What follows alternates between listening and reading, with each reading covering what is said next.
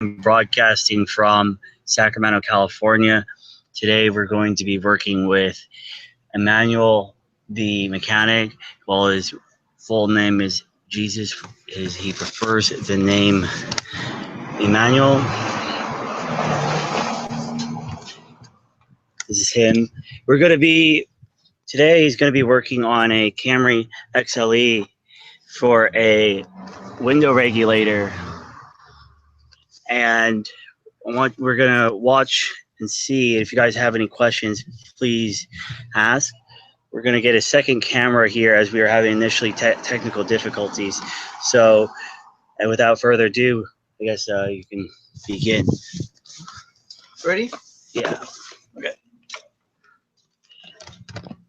So we can use impact or manual tool. So I want to use this because it's faster.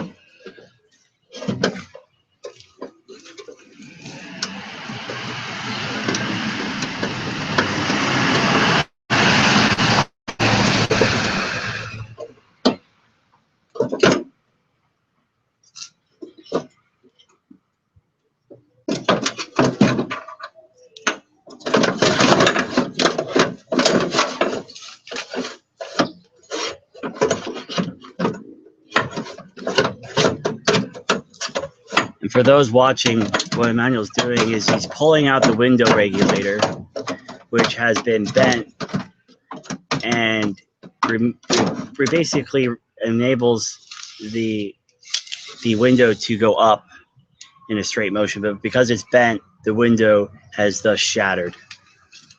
Okay. We got the new one.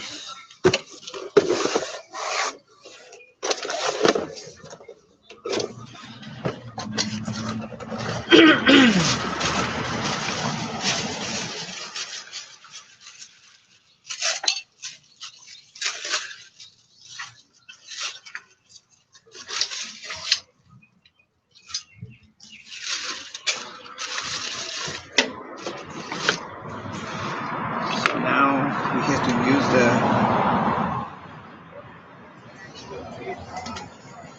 we need a special tool. Okay. Here's the motor.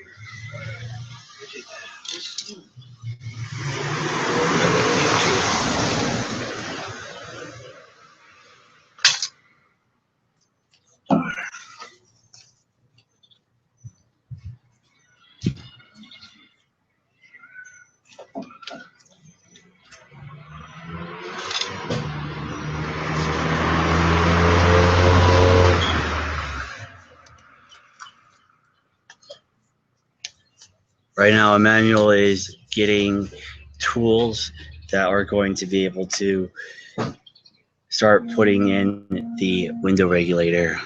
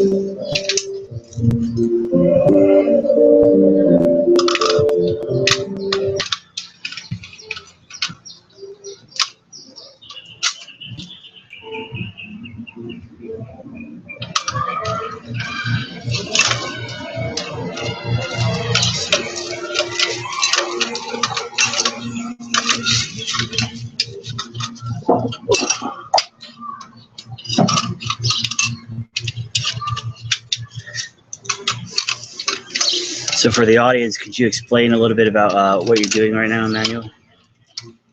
Yeah, just give me a second.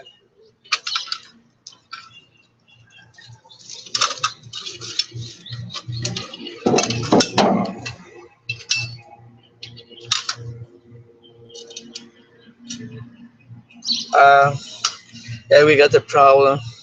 So This is the. This, I got it. How it is.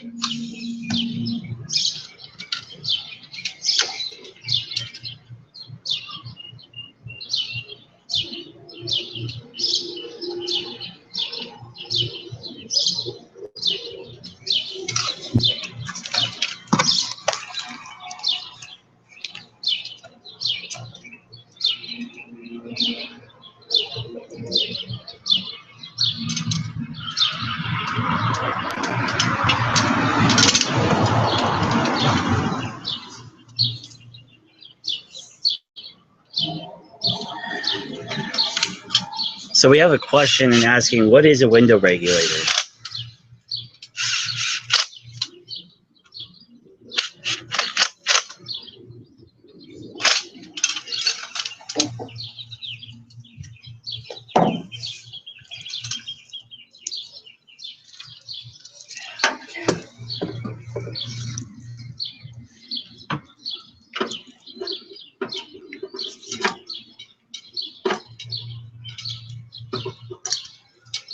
You got the key?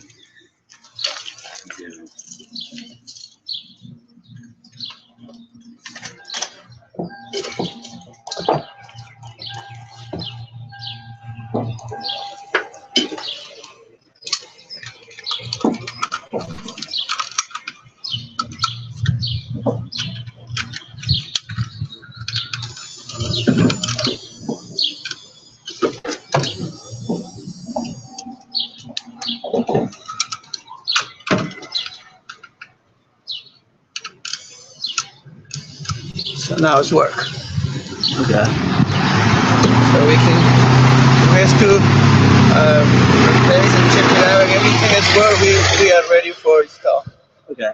Okay. So for anyone that didn't hear that, the Emmanuel has tested the window regulator, and he is now going to start installing it. And if you just tuned in, which I believe Christian here asked, what did you miss because you're initially just loaded? What we missed was we initially had some technical difficulties, but now that we're here, Emmanuel has removed the old window regulator, which is down here, and it was bent. Yeah, we get the old one. The old one is bent, which for those who can't see, this part over here is bent outwards, and it was preventing the window from going down and up properly and eventually shattered the window. And we also answered a question, or we still have a question which people are asking is if you could define what is a window regulator.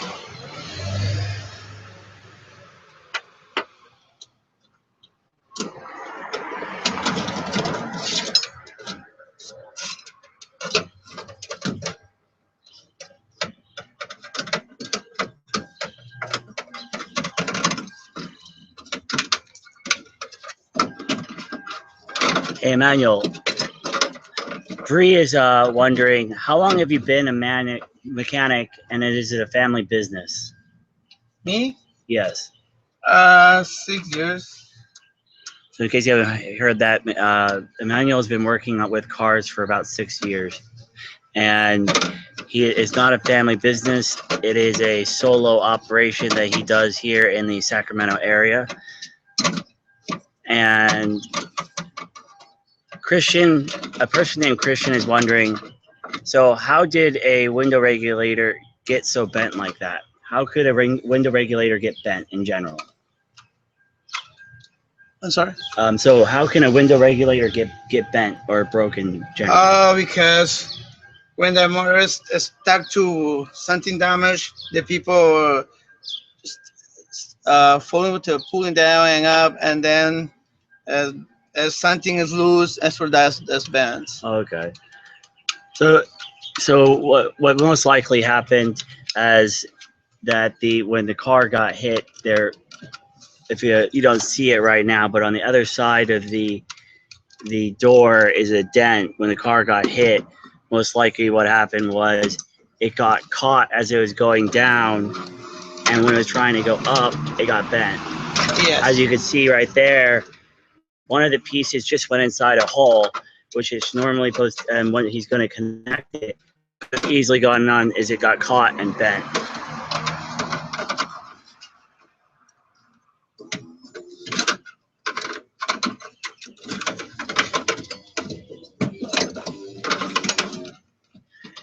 Bree said she finds it very interesting and wondering, did you have an apprenticeship or have you always been good with cars? How did you begin working with cars yourself? A car?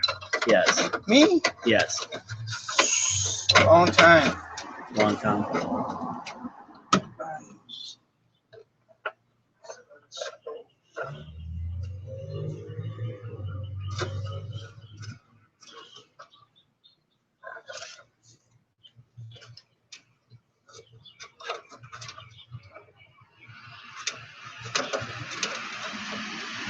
I need to.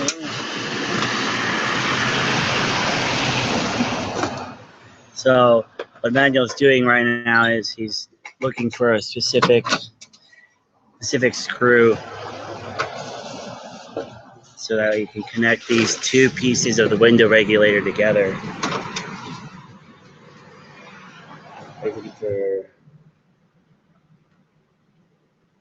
And Unfortunately for this job, we're not going to be able to show the actual window being attached because we don't have it here, but we will be able to finish this window regulator.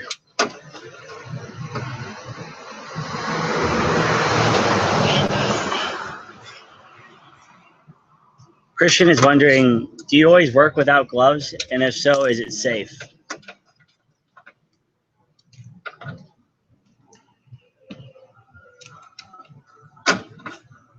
Emmanuel. When are you always working without gloves, and if so, is it safe? Depend. That's safe for this job. It's yeah. You can use gloves or not. Depend you want it because only it's duty, but it's not really dangerous. All right, makes sense. So to break that down a little bit, he normally would wear gloves in a certain amount of job, but in most cases, it's just going to make sure that your hands don't get very dirty. And for a job like this, where he's not dealing with much except metal, and then the car is not putting any electricity, he's not dealing with the electrical work or the engine, he said that he should be relatively fine, and because of that, he doesn't need to. Yes, as individual, depending people, you can use it. You decide use it now because it's not you not can carry it or something like that.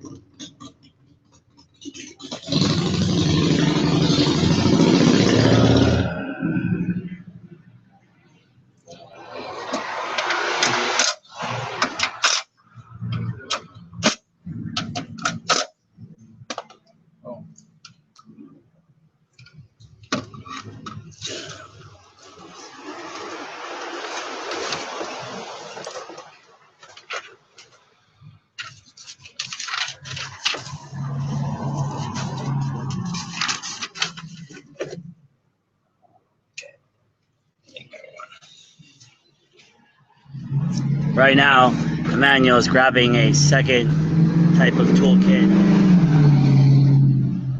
so he can do a little bit more work. It would have been already pre-prepared, but as you know, we had a little bit of technical difficulties there, so we had to start a little bit fast. I'm missing one bolt, so I got one more. Okay.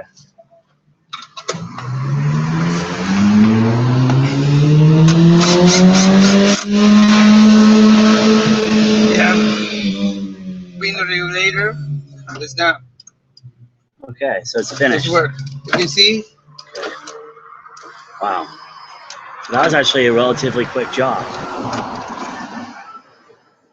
You started remove whole thing, so maybe it's easy 1 hour. For those wondering, the window regulator job generally at a mechanic shop can run you almost $400 or $500, but the cold hard price for a window regulator at the store was $50, and this job took less than an hour, and so you're saving upwards of about 400% if I'm doing my math correctly. So that's good.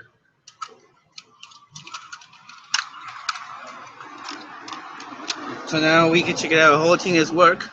Okay. So we can. Do you want to show us a little bit more about what you're doing over here and talk a bit about the hybrid that you're working with over here? If this job is done, we can. If you want to show everyone some of the work you're doing with a hybrid, we can do that for the remaining couple minutes. Yeah, you can. We can talk about how you can remove the battery and that sounds like a good idea. And restore that. That's a really good deal because many people want to know how to do it. Okay. Okay. Let's do that. So we're done. Okay. We'll put on. Nobody, I'm sure, wants to see just putting on the exterior part because that's not as fun. So why don't we head on over? Do you want to explain the parts work? Broken? Somebody work before and broke the. We can do it later. I mean, later. Yeah, let's go get some more interesting parts over there with the hybrid. All right, let's get going. So just again to recap, we're going to be going over here and we're going to be looking at a Honda Insight hybrid, and Emmanuel is pulling it apart to learn about it. And for the person that asked earlier, Christian, he asked if Emmanuel had an apprenticeship or just automatically worked on cars. And no, his story goes is that he's been working with cars for years, and he just takes them apart and starts working with them. So this one, the first thing is disconnect the whole power. Okay. So we started to the battery right here. So we disconnected. Okay. So we ensured we not have electricity. Okay. So, and that's a safety precaution for everyone. Before you start working with a car, we're going to remove the power. Again, to show you, we have the battery here, and we remove the power to the vehicle. So that's when Emmanuel's working with some of these electrical parts, he doesn't get electrocuted and is safe. Okay. And again, he doesn't have to wear those gloves. So we had a battery for Honda Civic 2003. And we had to remove it already because we had to reinstall for the other one. Okay. This is damaged. So This is the battery. This is the connection. This is the older one that's broken? It's down. It work, but it's not 100. Okay. Maybe we're about 20 or 40%. We need one per 100. Okay. So that's the battery. We just connected that one. And we had the battery already removed. Right here is the battery. This is the cables for the electricity. I use a insulation for cable for something you can, for accident, you not got shop electricity. So it's not really look really difficult, but it is not really difficult. It's more easy than many people think. So sample, you got that. You had to remove the chairs and the batteries in the back. So we have more already. So and then the battery had a switch. We can put in where is the switch? Okay. Do you want to do that? I mean, do whatever you want to do, as long as you're showing some work that people can ask some questions and maybe pick up some knowledge from you. All right. So we had the battery right here, and we removed it, and then we had the switch, and we cut the whole electricity, and we're ready for the start to remove the battery. Okay. So now it's already. So all the people think it's really difficult, but it is not so difficult. So and this is your first Honda Civic or Honda Insight that you've worked with? It is.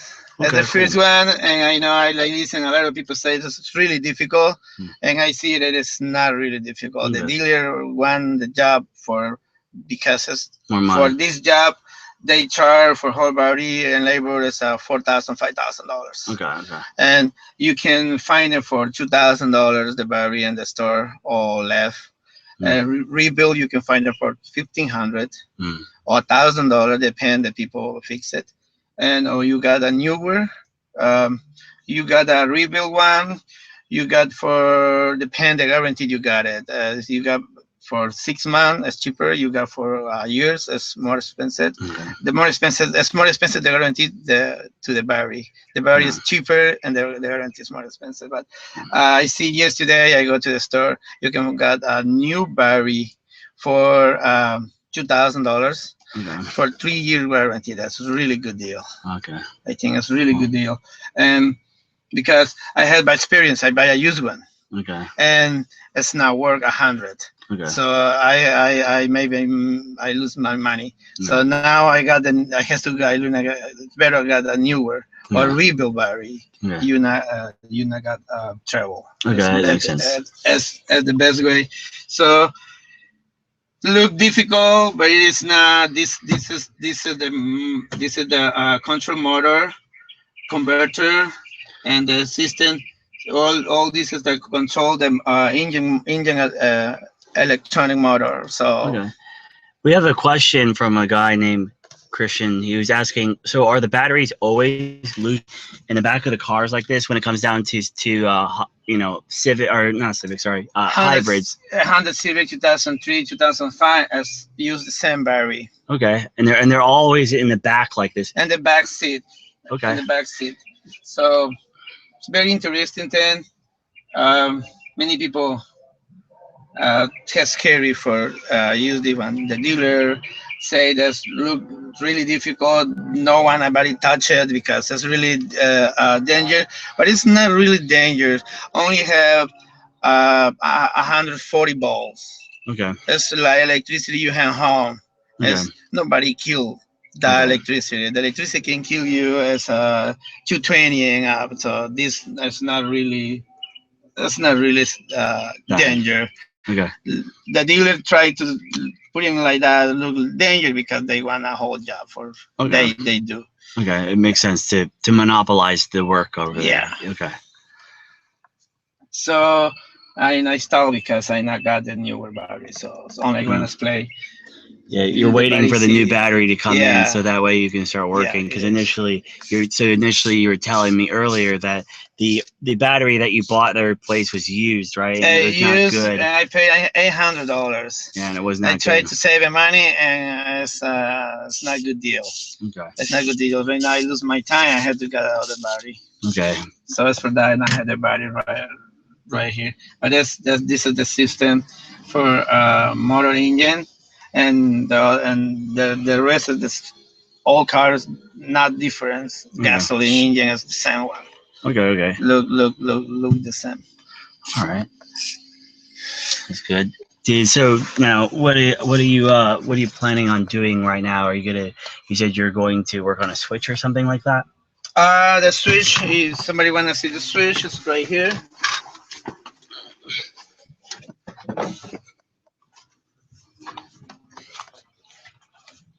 Right here.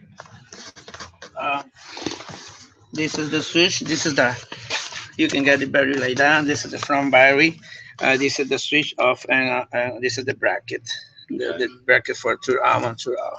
Okay. So you now it's on and it is off. That off is ready for remove hold off.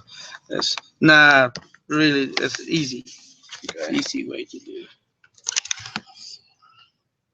That's hour. No, we got a little bit longer, but let's see. So if you could, besides the battery work that you're doing with this car, were you doing anything else with the car, or is it just replacing the battery? I replaced the battery. I replaced the engine. I forgot that. Okay, you replaced the engine. I replaced the engine. As it's a little different to the regular engine because this is the integrated motor, electric motor. So it's a little different when you work. Okay. When you remove the engine, it's a little different to the normal engine, the Honda, because it had two motors, had electric motor and gasoline motor together. So that's the difference. It's a little more difficult when you remove. And so for people who don't know, so there's two engines right here so there's two engines in the normal compartment. It's two engine. It is. It is. Better angle here. It's two engine and two motor and two batteries. Okay. And this is the combustion engine right here, and that's the electrical engine. Yes. The motor, the electric motor is inside, is on the bottom right here. We not can see right now because it's all covered. Okay, and so are they together, or are they? I mean, if you could expire, or when you let's say you were to pull them out, are they separate and then combined, or are they one single unit? As separate unit. Okay. A separate units. It's like when you had a regular car, transmission and engine. So this one had first engine, gasoline engine, and then electric engine, and then the transmission. Okay. Whereas only that's the difference. So it's a little. Maybe it's not little. It's a big difference. So because had a regular motor, electric motor, and then you got the transmission. Okay. All right. Well, so so can you, I guess we could, if we could probably spend. Let's see, we got some questions here. Um, so person is Christian has asked, has it been hard to learn the new types of motors for the newer cars compared to, let's say, the older vehicles? Let's say maybe in from generation to generation, 80s, 90s, 2000s. Has there been major This is the differences or what? this not change, only change the side the engine, change the side the transmission, but the proposal is the same one, Okay. the same way. So, but this one, for example, this is a very small engine, it's 1.3 engine, Okay. and use two spark plugs, 4 cylinder. Okay. So what is why? Because that's better N emissions. Okay. That's Better emissions. Okay. Yeah. Let me actually, what I think that we should spend. I'm gonna go grab my cell phone real quick since that's giving me the internet connection. But earlier you're talking about the work that you did on this Nissan Ultimate over here, and you're talking about how the difference between the two engines are actually a lot similar. Remember? Yeah. If when I grab my cell phone, if we can go over there and you can explain that, and we'll just do that real quick. So let me go grab my cell phone.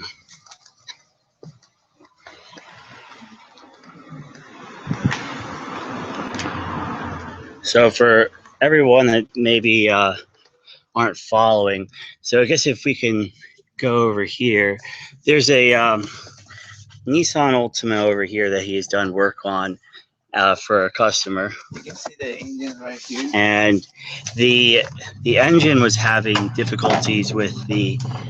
This engine is a 2.5. Yeah. So and that engine you can get a 2.0, and it's the same engine. Yeah. Since many people use the 2.0 and the engine 2.5 because the motor the motor same size. Okay. And I want to explain why is it different and the 2.5 and 2.0. Yeah. It's very funny because it's a cylinder, piston, everything and diameter same size. I want to explain why is it different.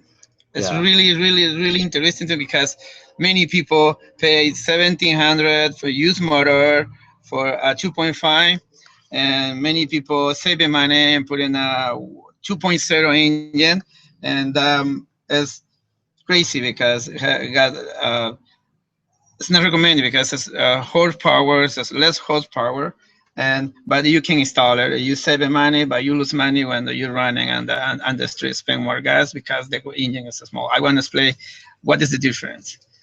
Yeah. Okay. Okay. And so the one question we have here is by how did I personally meet Emmanuel here, and that is through a mutual friend. And This one, we had the motor. This is the 2.5, and you see the cylinder is exactly same diameter. The piston is same diameter. You can use same piston ring for 2.0 and 2.5. Perfect sign. Only the difference is in the top the cylinder. That's on the top the cylinder. You can see this one has some big on the top, and only that had less space, so that got less horsepower because only the piston okay. and the top. So All is yeah, the same one. everything else is the same. I mean, but so the we were saying it's the piston and the what again is the same? This size had a Okay. little up. That's as a 2.0. Okay.